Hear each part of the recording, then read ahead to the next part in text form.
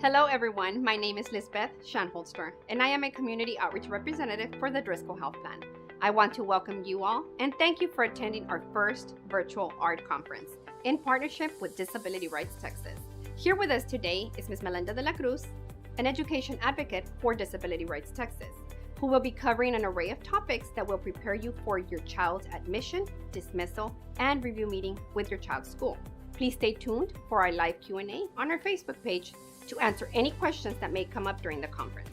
Please click on the page link in the description box to attend the Q&A.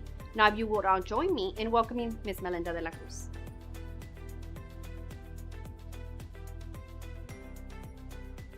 Hello, and thank you for having me today. First of all, let me introduce myself and my organization. My name is Melinda de la Cruz, an education advocate with Disability Rights Texas. You may be asking yourself, who is Disability Rights Texas, and what does an education advocate do exactly? Well, Disability Rights Texas is the federally designated legal protection and advocacy agency for people with disabilities in the state of Texas. Our agency is funded by the U.S. government and the Texas Access to Justice Foundation.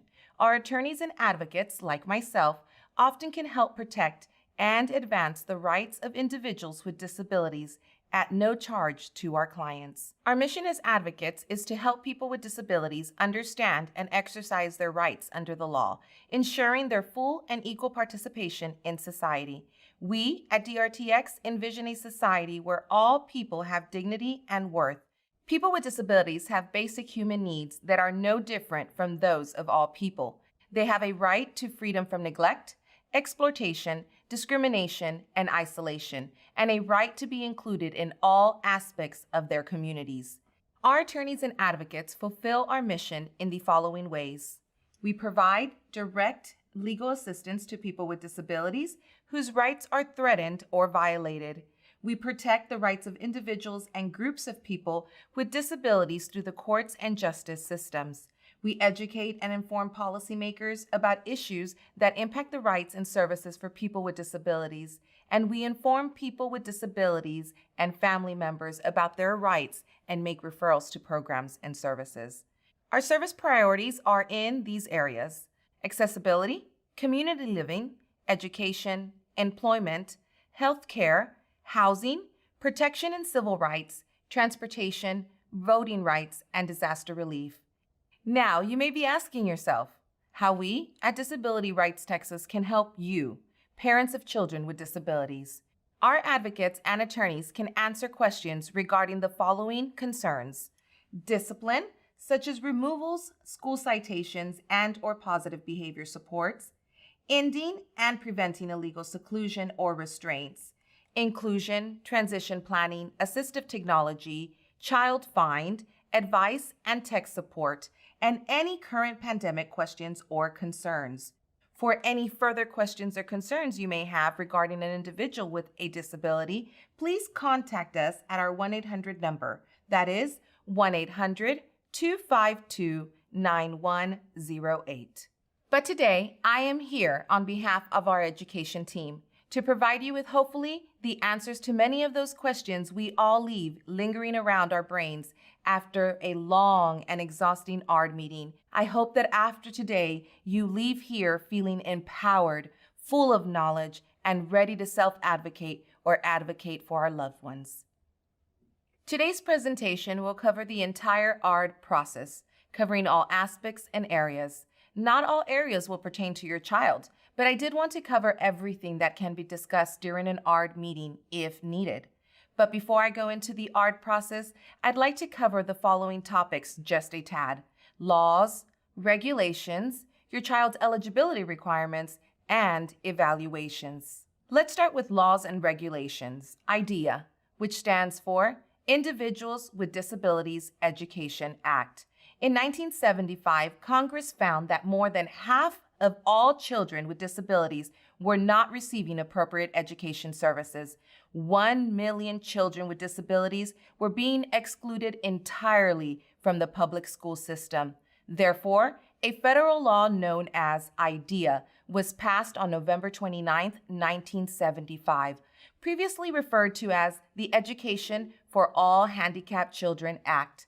to ensure that local schools serve the educational needs of students with disabilities. And in 1997, IDEA was revisited and saw the need to focus on transition. And once again, in 2006, the final regulations were published. The primary purpose of IDEA is to provide a free, appropriate public education, FAPE, to children with disabilities, to give parents a voice in their child's education, to assist states, localities, educational service agencies, and federal agencies to provide for the education of all children with disabilities. To go a little more into detail, in order for a school to provide FAPE, it must provide students with an education, including specialized instruction and related services, which prepares the child for further education, employment, and independent living in the least restrictive environment, also known as the LRE. To meet its substantive obligation under IDEA, a school must offer an IEP reasonably calculated to enable a child to make progress appropriate in light of the child's circumstances. What does this mean exactly? That the IEP must aim to enable the child to make progress. And what is progress? It must be appropriate in light of the child's circumstances. Your child's individualized education plan must address the child's unique needs, supports, and services needed. The U.S. Department of Education is required to provide states with federal regulations that help define the meaning of the law. State special education rules and regulations that provided guidance on IDEA implementation in the state are required by IDEA. The last law that I would like to cover is Section 504 of Rehabilitation Act of 1973, which is a civil rights law that prohibits discrimination on the basis of disability. Even now, with the current situation in our country, these laws and regulations still stand. There is no pandemic exception. Decisions should be made individually, and when FAPE is not provided, the relief is called compensatory education. We know students with disabilities require individualized consideration. Some are at higher risk from COVID-19. Some can't comply with mask, personal hygiene, and social distancing expectations. Others have more trouble with online learning, and some will regress more than typical students during the breaks in instruction. Like other students, those with disabilities come from families with diverse opinions about school closure, COVID risk, online learning, and how health and education concerns should be weighed. Parents should usually maintain enrollment if they continue to want special education services during these times, or compensatory services for what is not provided during this time. So now that we went over IDEA and dabbled a little into IEPs, you might be asking yourself, how can we as parents ensure that our child is receiving a free, appropriate public education? First, we must discuss and understand the obligation that the school districts are entitled to provide, also known as child find duty. This would be the affirmative obligation to identify, locate, and evaluate students with a disability. Even when a student is advancing from grade to grade, they may be in need of special education services and/or supports. The child find obligation extends to all children suspected of having a disability, not merely to those students who are ultimately determined to be disabled. Timely identifications and evaluations are crucial. What does this mean? That we should identify as early as possible and evaluate. Since the term evaluation came up, let's talk more about eligibility requirements and evaluations. Let's start with eligibility. To be eligible, the student must meet a two-part definition. 1, have a disability, and by reason thereof, need special education and related services. What does this mean to you as a parent? Whether your child has a disability, 1, and 2, if the student's educational needs are resulting from the disability or disabilities. These disabilities may include intellectual disability, auditory impairment, visual impairment, deaf, blind, speech impairment or language impairments, emotional disturbance, orthopedic impairment, autism, traumatic brain injury, and other health impairments such as ADHD, specific learning disabilities such as dyslexia, and non-categorical early childhood. Here's a little practice tip to note down. If your child's evaluation finds your child ineligible, consider requesting an independent evaluation, an IEE, and asking the school to provide 504 services until evaluation is complete. So what is Section 504 and special education? When it comes to Section 504 and special education law, both provide a right to FAPE with positive behavior supports when needed. Both provide protections from discipline of behavior that is the manifestation of a disability. 504 is often interpreted by looking at IDEA. All special education is 504, but not all 504 is special education. So what does this mean in people terms? That all special education students are eligible to receive 504 services, which means modifications in the regular education setting, but not all 504 students are in special education, therefore cannot receive all special education services. If you are needing more information regarding this topic, I ask you to visit our DRTX website, where we have provided educational resources for parents discussing Section 504 and special education with detail. Now that we've gone over this, you may be asking yourself, which is best for my child? Would my child benefit from a specially designed instruction? If you suspect that your child may have a disability, consult with your child's doctor first. If your child is under 3, locate and contact the early intervention agencies in your area. For example, Head Start programs can help enhance your child's cognitive, social, and emotional development in a comprehensive manner for children between ages 0 to 3. Eligibility for these Head Start programs are as follows: needs to meet federal poverty income guidelines, proof of residence, and there's usually a limited space. Therefore, we suggest to start looking into programs early on in your area to ensure your child has a spot. Evaluations and services can also be provided at your child's Head Start if needed and requested. If your child is over 3, contact your local school and school district. If your child was receiving services with the Head Start program, ask your campus to forward all documentation and educational files to your child's home campus and your school district's special education department. Special education services can be provided then, following the school's IEP.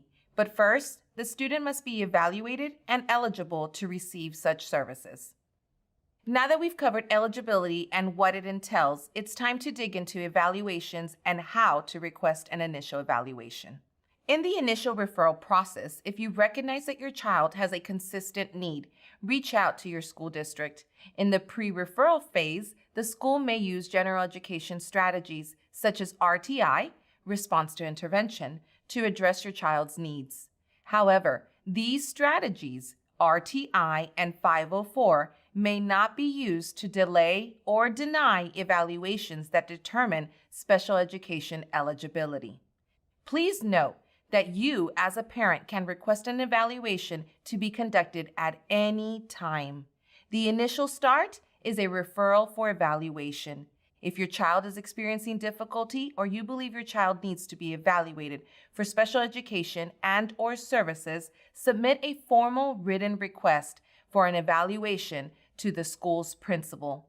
I always suggest my parents to submit a written request via email and add the district's special education department in that email. This way, everyone is put on notice at the same time.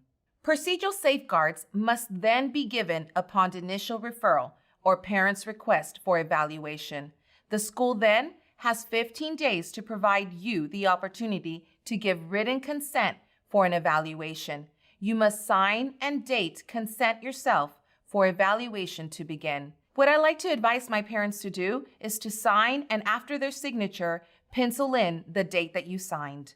Remember, school districts are required by federal law to proactively identify, locate, and evaluate all children with disabilities who are in need of special education services. If for any reason the school or school district does not think a child needs to be evaluated, they must send written notice about their decision and the parent's rights. The general rule in Texas is that The schools must conduct the initial evaluation within 45 school days of receiving parental consent. There are several exceptions to the 45 school day deadline for initial evaluations. Most important adjustments to the timeline for initial evaluations is during the spring semester as the end of the school year gets closer. For example, if a parent provides the school with written consent for the initial evaluation less than 45 school days, but at least 35 school days before the last instructional day of the school year, the evaluation must be completed and the report provided to the parent by June 30th of the school year. Please note that timelines still apply during pandemic, but school closure or preparation days don't count. Days of virtual instruction count, but parts of evaluations aren't practical. Districts should conduct as much of the evaluation as possible to minimize missed deadlines. So what does an evaluation do and what should it consist of? Evaluations determine the disability and educational needs resulting from the child's disability. Evaluation reports should include assessments of educational needs, levels of achievement, problem areas of concern, comparison to other students, reason for any problems, need for related and other special services, such as occupational therapy, speech therapy, physical therapy, assistive technology, counseling, and transportation. The need for positive behavior supports can also be seen. Once evaluations are completed, parents and advocates should review before initial ARD. Make sure they are accurate and complete. If a subject is not addressed at all or in sufficient detail, please request additional testing. If confused, you can request to speak to the evaluator before the initial ARD. Other resources you can view regarding evaluations is www.rightslaw.com. Another common question most parents ask is, does the school district have professionals qualified enough to evaluate my child? The answer is yes. Local education agencies count with diagnosticians, school psychologists, master social workers, autism specialist, speech pathologist, physical therapist, occupational therapist, and vision and auditory evaluators. Once the school's evaluations have been completed and reviewed, do you have to accept the school's evaluation? Simple answer is no.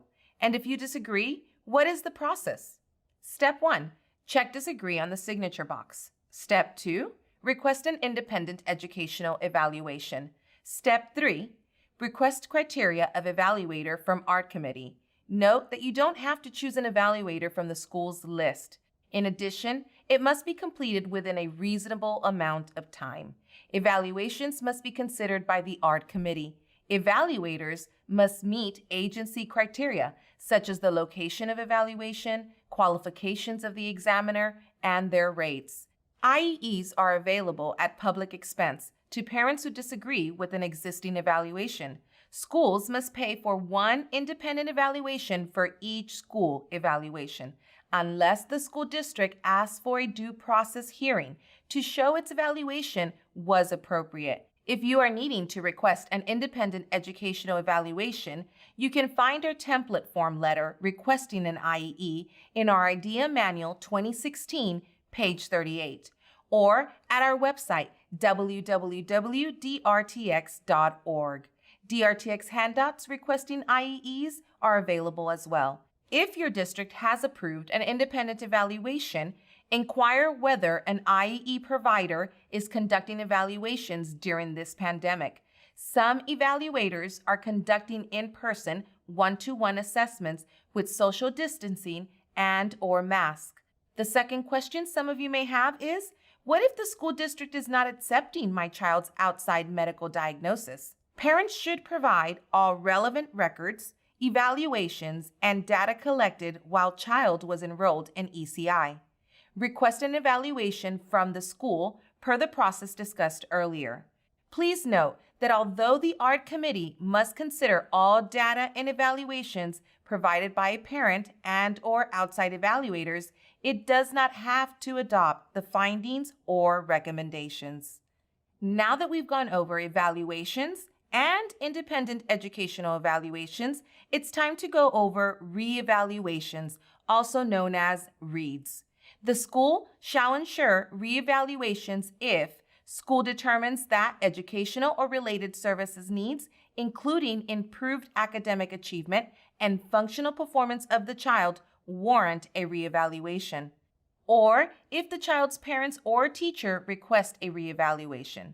A reevaluation shall occur as often as needed, not more than once per year, unless the parent and school agree otherwise. At least once every 3 years, a review of existing evaluation data may be used instead of formal assessment, but is inappropriate if student is not making satisfactory progress. Here are some tips for parents when considering a READ. Tip 1. Parents should never agree to waive reevaluation or accept an informal assessment or a READ unless they are pleased with the progress being made by their child. After all, evaluations are a key to obtaining recommendations to improve your child's program. Tip 2. If the district states that it will not conduct additional tests after a READ, parents still have the right to request those additional evaluations. Remember, in writing, document everything, parents. However, the responsibility is on you as a parent to invoke this right. All right, now that we've gone over a whole lot of information, I hope that I still have you all's attention. I will now go over when an ARD meeting should be held, what notices should a parent receive before such ARDs, and who your ARD committee members should consist of. What does the acronym ARD stand for? Well, it means admission, review, and dismissal. And when do these meetings occur? An ARD committee meets at least once a year to develop your child's individual education program, also known as their IEP. In Texas, parents must receive a written ARD notice at least 5 school days before the meeting or before the school proposes a change, unless the parent agrees to a shorter time frame. A prior written notice, a PWN, is also a document that your school must provide anytime the ARD committee members want to change something in the student's IEP, such as where the student is educated or the amount of special education services currently provided. The notice must also include the purpose of the meeting and who will be attending the meeting. ARD meetings should be held at a mutually agreeable time, place, and work with the parent's schedule. Parents can request additional meetings as often as necessary to review and revise their child's plan. Now, let's go over who should our child's ARD committee consist of. For sure, parents and student, as well as a representative of your school district who is knowledgeable about special education services, knows the general education curriculum, knows about the resources available in your district, and can approve those resources. Administrators, such as your child's principal or assistant principal, your child's diagnostician or school psychologist should be present. The evaluator who conducted evaluations and is able to interpret and explain evaluations in detail to parents. Your child's special education teacher, their regular education teacher, and if appropriate and needed, a representative from the LPAC committee if your child is receiving second language services. A VI teacher if your child is visually impaired, an AI teacher if your child has an auditory impairment. Any related service providers such as speech, OT, PT, AT, when related goals are being discussed, should also be present. A representative of the Part C provider, your early childhood intervention, at the request of the parent, must be invited to the meeting if the student is entering from an ECI program. A vocational rehabilitation counselor with the Texas Workforce Commission, and a career and technology or vocational education teacher must attend when transition planning is being discussed and goals are being set. Parents, please note that committee members can be excused by agreement and agreement only. And if that member is not present, he or she must provide written input to the committee before meeting And if they have to be excused from the ARD meeting, then they must ask you as a parent if this is okay with you. A translator can also be requested by the parent if he or she speaks a language other than English. Note, if you are requesting an interpreter or translator to be present, know that all notifications, ARD documents, and IEPs can also be provided in your native language. Evaluations are sometimes harder to receive translated, but you can request an interpreter to read evaluations to you in your native language.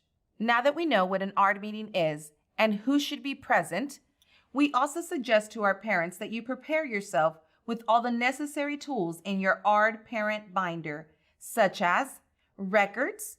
Parents have a right to see and copy all records about your child's education. Keep these in your binder. Keeping track of your child's educational records and your own doctor's recommendations is very important. You and your school officials will rely on these records to plan and evaluate your child's program.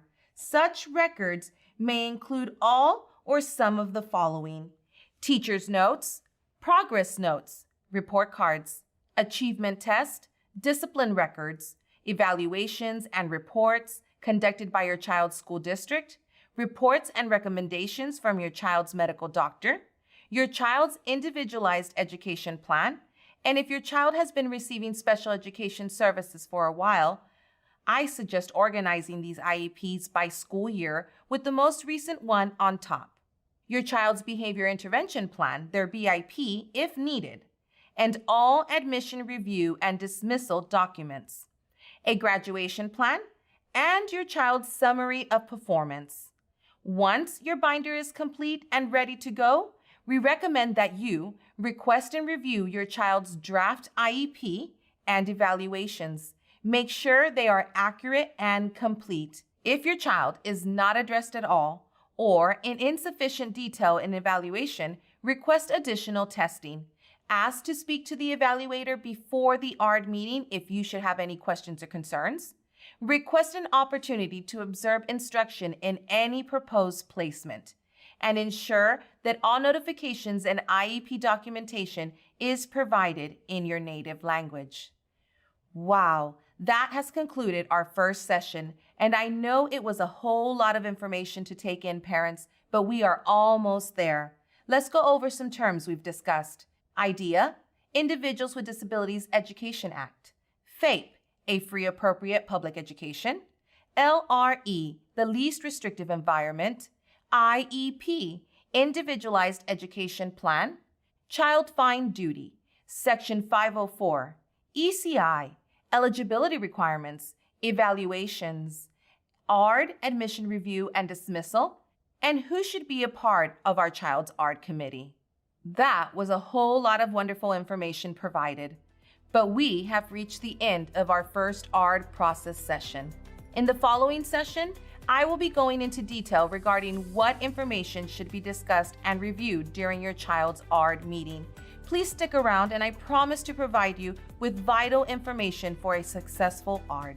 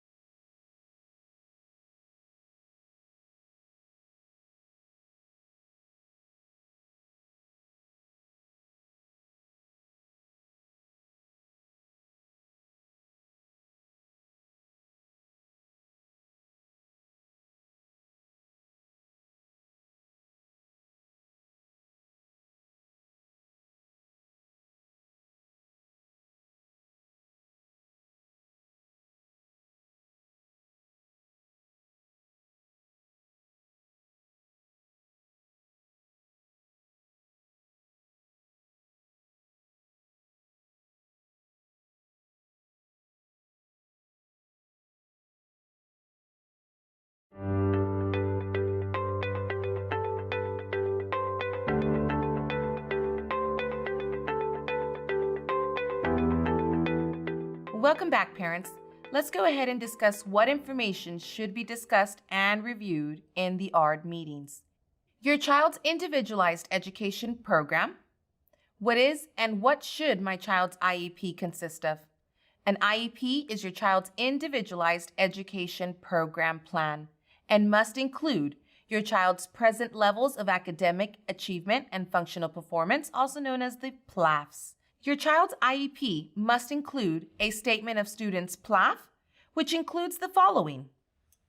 1. How the student's disability affects the student's involvement and progress in the general education curriculum. Note, this is the same curriculum as for non-disabled students. 2. And if appropriate, how the disability affects the student's participation in appropriate functional activities. The PLAF is the source that drives all the other IEP components and is the statement that links these components together. After the committee develops the IEP, the school is supposed to determine the least restrictive environment where the student can work on their goals with supplementary aids and services and must be discussed during the ARD meeting. When discussing the least restrictive environment, school districts are supposed to maintain a continuum of placement. What does this mean? Least restrictive to most restrictive environments are as follows. Regular ed classroom, self-contained class, separate campus, residential setting being the most restrictive. The school must ensure that to the maximum extent appropriate, children with disabilities are educated with children who are not disabled and have access to the general education curriculum. IDEA requires measurable annual goals to be in your child's individualized education plan.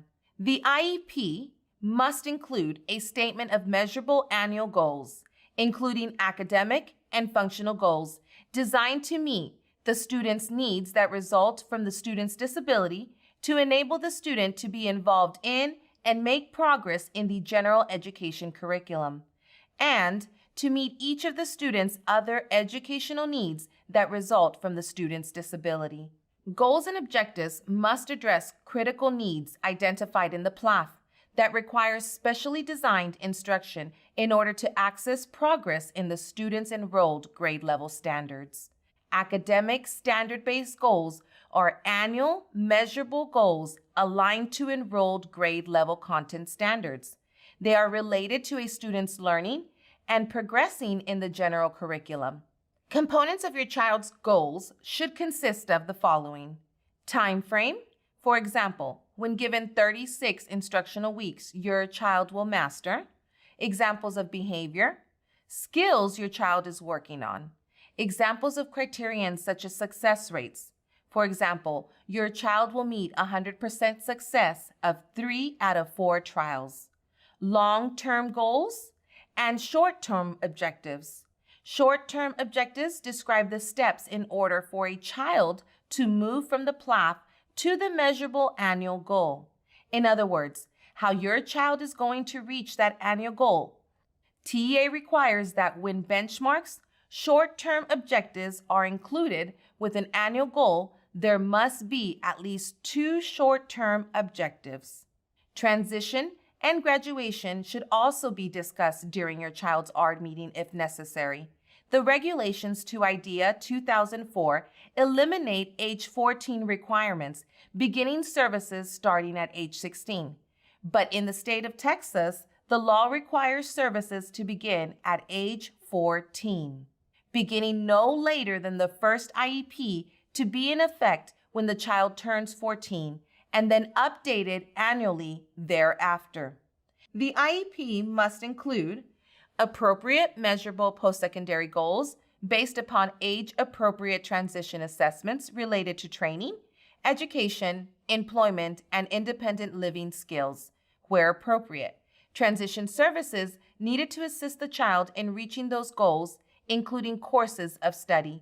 The ARD committee must consider and, if appropriate, address the following 10 issues in the IEP no later than when the student reaches 14 years of age. Appropriate student involvement in the student's transition to life outside the public school system. If the student is younger than 18 years of age, appropriate involvement in the student's transition by the parents and other persons invited to participate by either the parents or the school district. If student is at least 18 years of age, involvement in the student's transition and future by the student's parents and other persons if the parent or other person is invited to participate by either the student or school district or has students' consent to participate under a supportive decision-making agreement. Appropriate post-secondary education options, including preparation for post-secondary level coursework, a functional vocational evaluation, employment goals and objectives. If the student is at least 18 years of age, the availability of age-appropriate instruction environments, including community settings or environments that prepare the student for post-secondary education or training. Competitive integrated employment or independent living, in coordination with the student's transition goals, independent living goals, and objectives.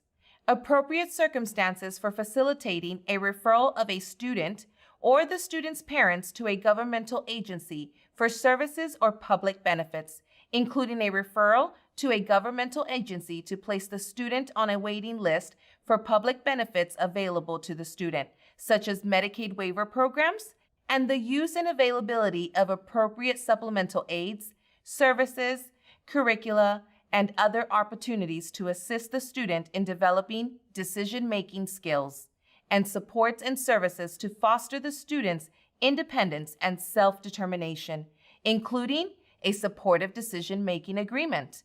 Notice of transfer of rights at the age of 18 may also be discussed. The ability to remain in school through the year that your child turns 22. IDEA guarantees that all students with disabilities aged 3 to 22 have the right to a free and appropriate public education.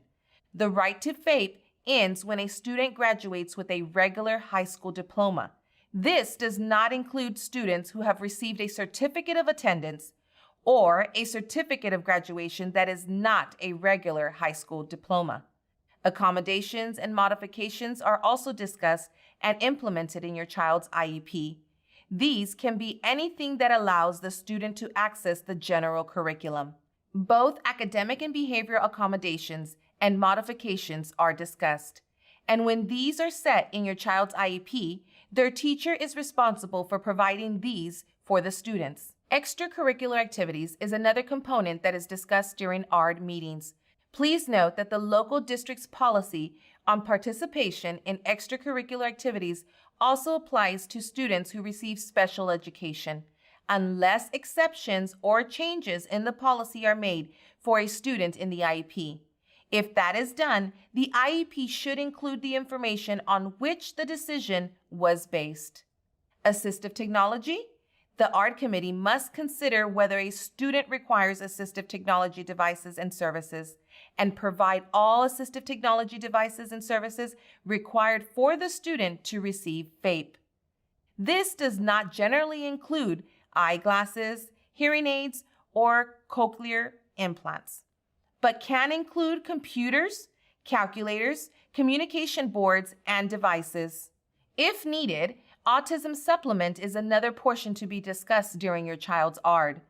Texas rules require that the ARD committee consider, and when needed, addresses in the student's IEP a list of 11 items that are intended to ensure students with autism receive appropriate education and support services. Those are extended educational programming, daily schedule reflecting minimum unstructured time, in-home and community-based training, positive behavior support strategies, future planning for integrated living, work, community, and educational environments. Parents and family training and support is also added. Suitable staff to student ratio, communication interventions, social skills, supports and strategies, professional educator and staff support, and teaching strategies based on peer-reviewed, research-based practices for students with autism spectrum disorder. There are also additional support services for children with autism that can be presented and recommended to the ARD committee members. Another component discusses testing or statewide assessments, a separate part that addresses STAAR scores in the past and what STAAR they're going to take this year or the upcoming school year. Some common accommodations for STAAR are as listed: computer-based with supports, calculator, small group testing, individual testing, reminders to stay on task, scheduled breaks, extended time. Some students who are served under Section 504 and identified with dyslexia or related disorders as defined in Texas Education Code Section 38.003 may meet eligibility requirements for STAAR accommodations.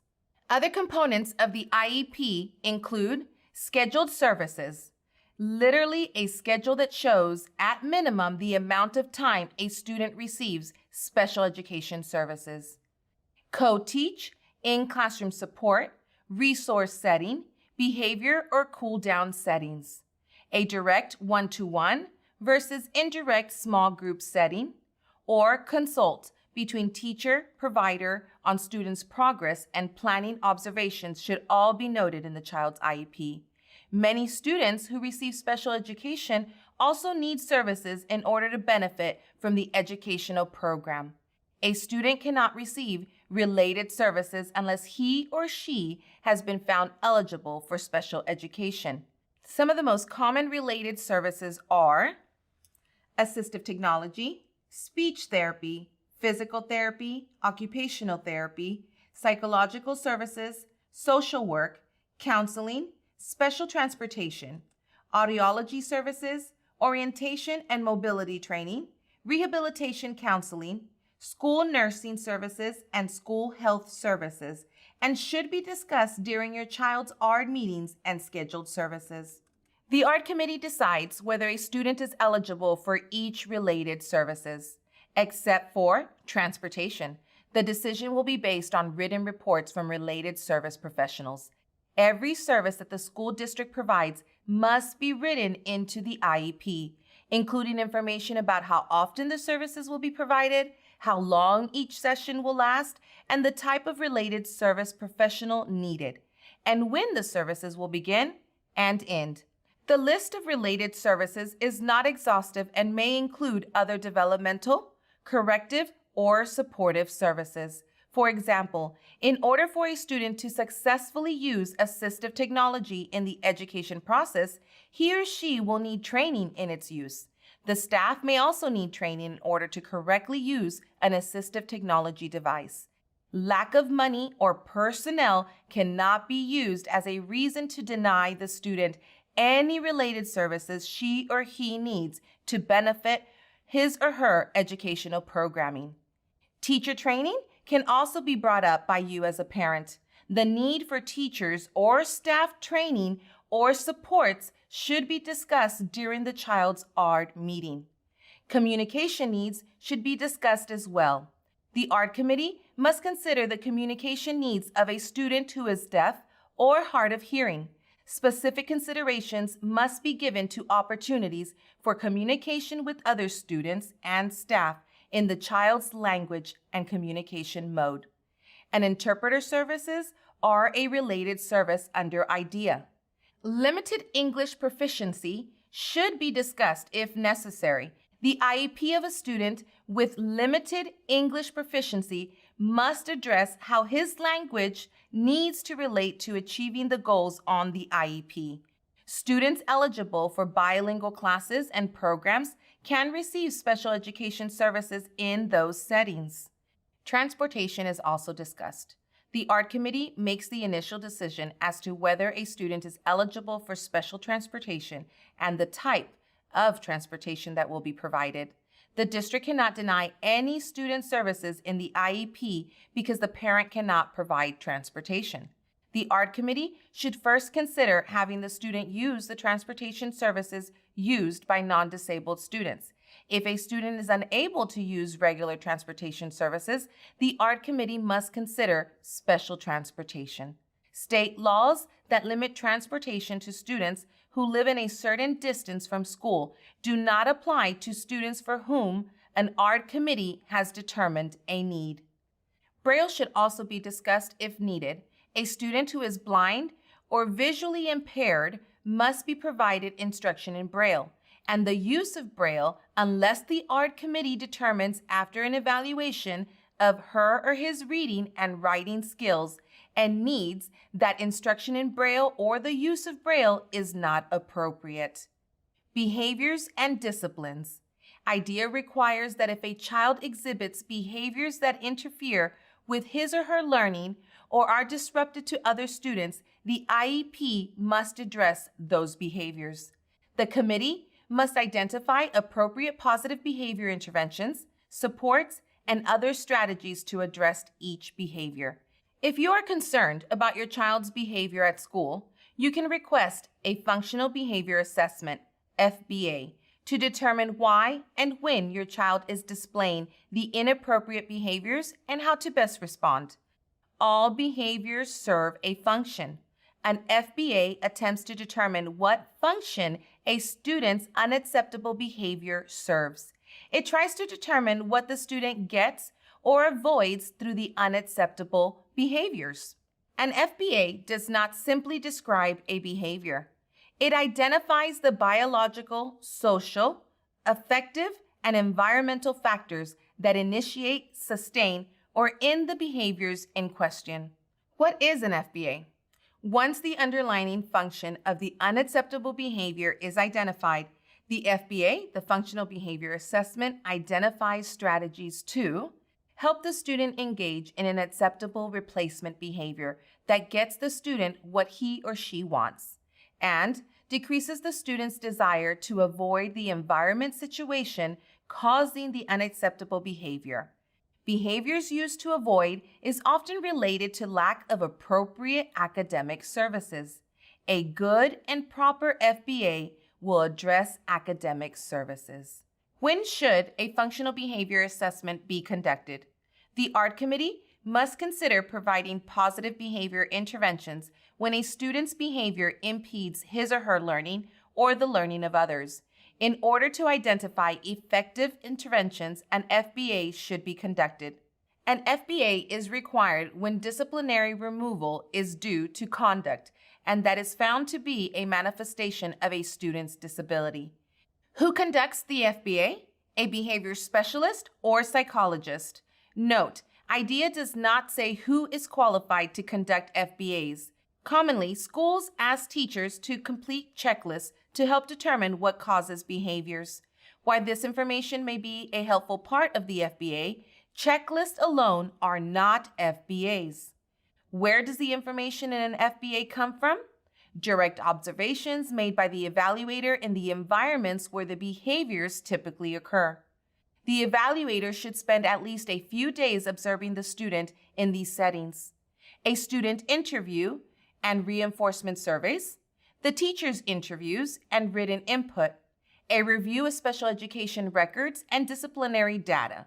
Common components of a quality FBA are as follows. The functional hypothesis, which is the description of what the student may be getting, for example, attention or control, or avoiding an embarrassment or frustration through the unacceptable behaviors. A description of acceptable behaviors that could serve the same purpose for the student should be provided.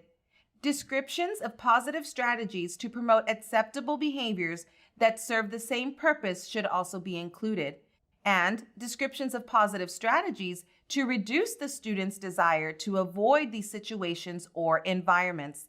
Recommendations for behavior intervention plan should include positive strategies for decreasing the student's desire to avoid situations or environments.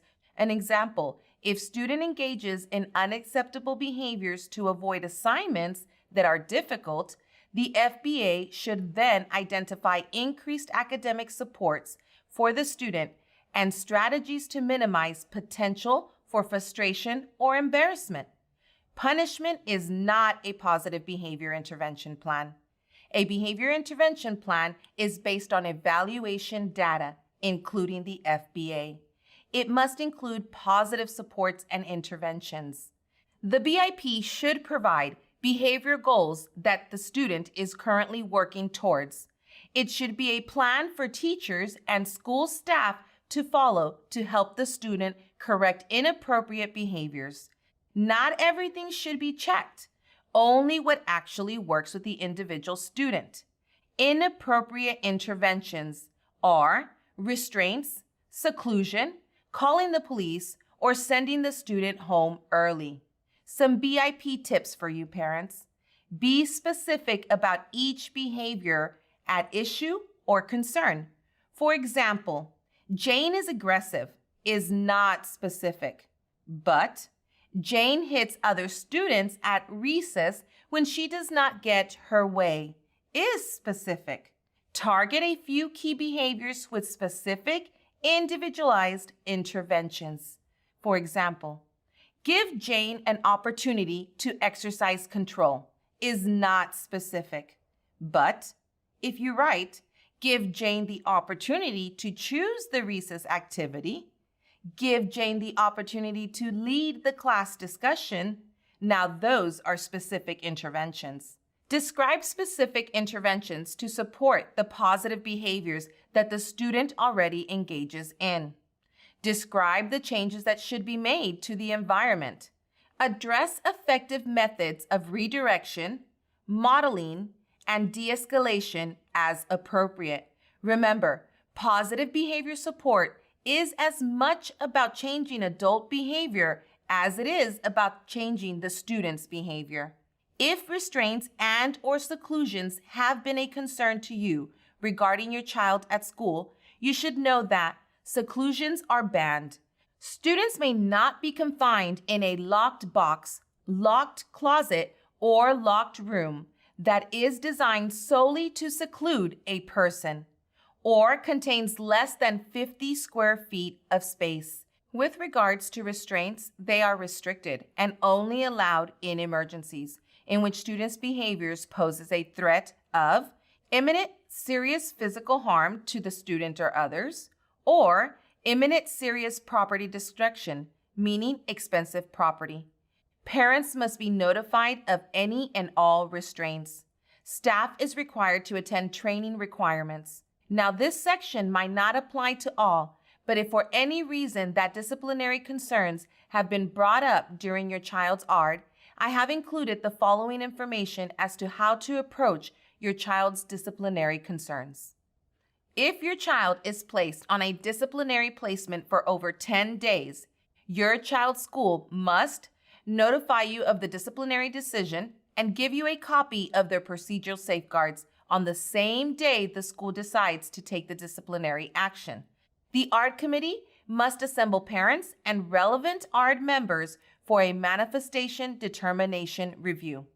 The ARD committee must decide if the student's conduct was caused by or had a direct and substantial relationship to the student's disability, or was a direct result of the school's failure to implement the student's IEP. If the manifestation determination is a yes, the student's conduct is a manifestation of the student's disability, and the school must conduct a functional behavior assessment, implement a behavior intervention plan, and return the student to his prior placement. There are some exceptions. Even if conduct was a manifestation, if the behavior involved drugs, such as knowingly has, uses, sells, or attempts to get illegal drugs at school, has weapons, or substantial bodily injury, the student can be placed in a DAEP for up to 45 days. But if the manifestation determination review is a no, disciplinary procedures applied to non-disabled students may be applied. Let's discuss the process when an ARD committee wants to change the placement for your child. First, let's recall that students should be educated in the least restrictive environment if possible. Any change in their placement proposed requires prior written notice. A change in placement must be made by a student's IEP team, which includes the parents and other persons who have knowledge of the student and the placement options available, as well as a person who can interpret evaluation data. The placement decision must be included in ARD meetings to include the parents and others who have knowledge of the student's placement options, as well as a person who can interpret evaluation data. The placement decision must be reviewed annually. Because special education classrooms and programs do not have to be offered at every campus, there is no absolute right of a special education student to be educated at their home campus, but the child's education is still the responsibility of the district. The law of ideas says that a child with a disability, no matter how severe or complex, cannot be removed from general education classes just because of their need for modifications to general education curriculum. Students in disciplinary settings are still entitled to special education services needed to continue participation in the general curriculum and to progress towards meeting his or her IEP goals. Students who have not yet been determined eligible for special education may receive protections for disciplinary purposes under IDEA when a school has knowledge that a child is a child with a disability before the problem behavior occurs. What if my child attends a charter school? You may be asking yourself. What services and supports are in place then? Students in charter schools have the same rights under IDEA and Texas special education laws as students in other public schools. The charter schools have the same child find responsibility and must evaluate students, hold ARDs, and develop and implement IEPs for students. Let's discuss cameras in these special education classrooms. Texas law allows video and audio monitoring of certain special education self-contained placements for the purpose of ensuring the safety of students with disabilities. The State of Texas Education Agency has a regulation that requires school districts and charter schools to install cameras by certain deadlines or allow parents to appeal if the monitoring request is denied. The daily recordings must be saved, but only for a 3-month period. Let's go over compensatory education now. Compensatory education is offered to compensate for a previously inadequate program that denies FAPE during the past year. Examples of compensatory education are enrollment in summer school skills camp, number of hours of one-to-one tutoring by a certified teacher, number of hours of OT, PT, speech, counseling on top of what is in the IEP, a reimbursement for educational expenses. Parents should document services that aren't provided and any information about progress or lack of progress, especially during virtual learning. Request compensatory services in ARD meetings to start. You can read more regarding TEA COVID-19 policies and guidelines on compensatory services on the TEA website. There's also a TEA informational flyer on compensatory services for parents on their website as well. Now that we've mentioned virtual learning, let's discuss a contingency plan.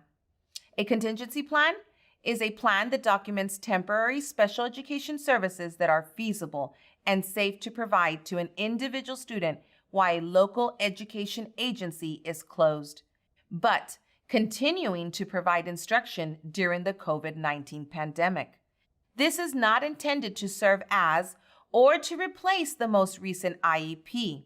Without documented parents or guardian agreements to amend the student's IEP, this document should not be considered a fulfillment of an IDEA requirement. It may be used for documenting services that will be provided so that there is clarity for committee in determining what, if any, compensatory services will be provided to the student once school reopens. Local education agencies must coordinate with a student's parent or guardian in the completion of this document. It must be individualized for each student. Some examples of changes that can be made to your child's IEP plan during the pandemic are to provide in-home parent coach on virtual learning, providing more or different direct instructions or related services, a schedule for synchronous instruction, and provided manipulatives for home use. provided additional technology at home is also added. Parents can use our DRTX letter to express concerns and request an ARD meeting using our template letter on our website labeled Sample COVID Letter. If something is not working, call an ARD to problem solve. I know during these times we have additional questions we normally wouldn't have, such as, what if my child won't wear a mask? The most common modification for people who won't wear masks is to work at home or participate in virtual learning. Schools or other entities do not have to provide accommodations that pose a direct threat to the health or safety of others. Because masks are primarily intended to keep the person wearing the mask from spreading a virus to others, schools would likely make a direct threat claim. However, all accommodation issues are fact-specific. If you think of anything that would work for your son or daughter and reduce the risk for others, request the school's consideration. Now we get to the big decision of the ARD. At the end of the meeting, parents sign that they attended and check agree or disagree. Parents can explain why they disagree, but do not have to. They can disagree with only part of the plan and still accept or consent to services. If parents disagree, they should be offered a reconvene ARD within 10 school days. Parents should not pretend to agree if they don't actually agree with the ARD decision. If parents disagree, the school will offer to hold another meeting within 10 days to try to resolve the dispute. If they can't, they should provide prior written notice and then move forward with their recommended program, unless parents file for due process, in which time the most recently agreed IEP will remain in effect unless agreed otherwise. There are several steps one must take when resolving disagreements. The first step is to try to resolve problems with school districts by going to an ARD before complaining to TEA. If these issues cannot be resolved at an ARD, write a letter of complaint to TEA requesting an investigation. State the violations believed to have occurred. State the facts on which complaint is based. And be specific. Attach important documents such as ARD documents, evaluations, or referrals. Sign the complaint. Mail the complaint to Texas Education Agency, Division of Idea Coordination in Austin, Texas. TEA has 60 days to determine if the law has been broken. Mediations can also be provided to resolve issues. They are free, voluntary, confidential, and parents may request a mediation whenever there is a complaint or disagreement about special education services. To request a mediation, write a letter to TEA requesting such mediation. Include the name of the school district, name and grade of your child, contact information, and a short description of concerns. You may mail or fax your request to the Texas Education Agency, Division of Legal Services. If concerns are not resolved at an ARD or during mediation, a due process can be filed. A due process is an administrative hearing where experts are often necessary. A parent may request an impartial due process hearing as a last result when they feel that the school district has violated special education laws. Due process resembles a trial, but lawyers are optional. Parents must request a hearing within 1 year of the time they knew of the wrongful action. This is stricter than in some states. Parents must first attend a resolution session held within 15 days from the time district receives a hearing request. If no agreement is reached within 30 days of hearing request, a due process hearing can then occur. For a template letter of a complaint form, you can find it in our IDEA Manual 2016, page 82. Parents, I know that this has been a long and hopefully informative presentation, but I would like to go over some last-minute parent tips I've learned myself or through my parents' own experiences. Parents should have a checklist of concerns, needs, wants, and questions. Meet and communicate with staff throughout the school year. Document everything. This includes any request, changes and/or discussions you may have regarding your child's educational needs and settings. Learn about your child's disability. Ask yourself, what are my child's unique needs? What services will the school employ to address each need? And what will the child be able to accomplish as a result of the services? Remember that the IEP team must base the IEP on the student's needs, taking into account the student preferences and interest. They must update and refine the student's post-school goals and review the student's transition services. Promote decision-making. Teach students to make decisions by actually letting them make decisions.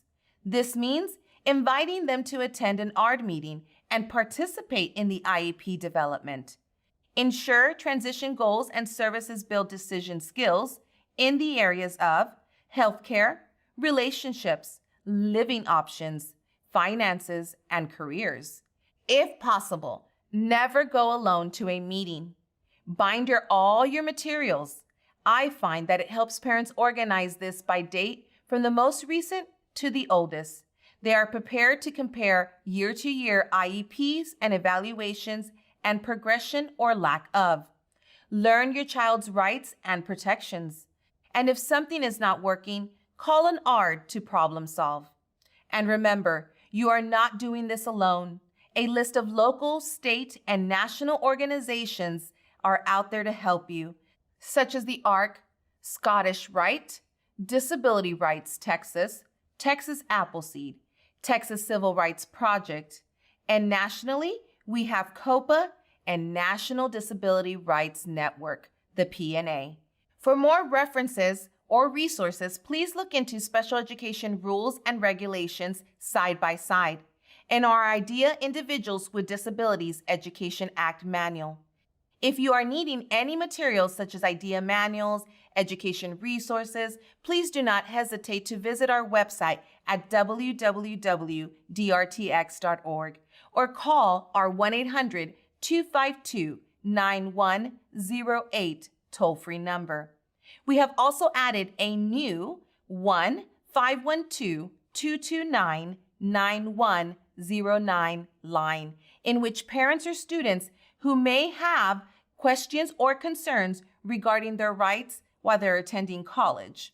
Please text the word college and you'll receive a link with direct information regarding this. Keep tuned because we are currently working on a direct number for special education questions. Again, my name is Melinda de la Cruz and I cover the whole South Texas region along with two other advocates. Roy Ballesteros and our senior attorney, Rosa Torres, are here to assist you with any questions or concerns regarding your child's educational needs. We are located locally in McAllen, Texas, and our offices are out of the Chase Tower Bank. We also have offices across Texas.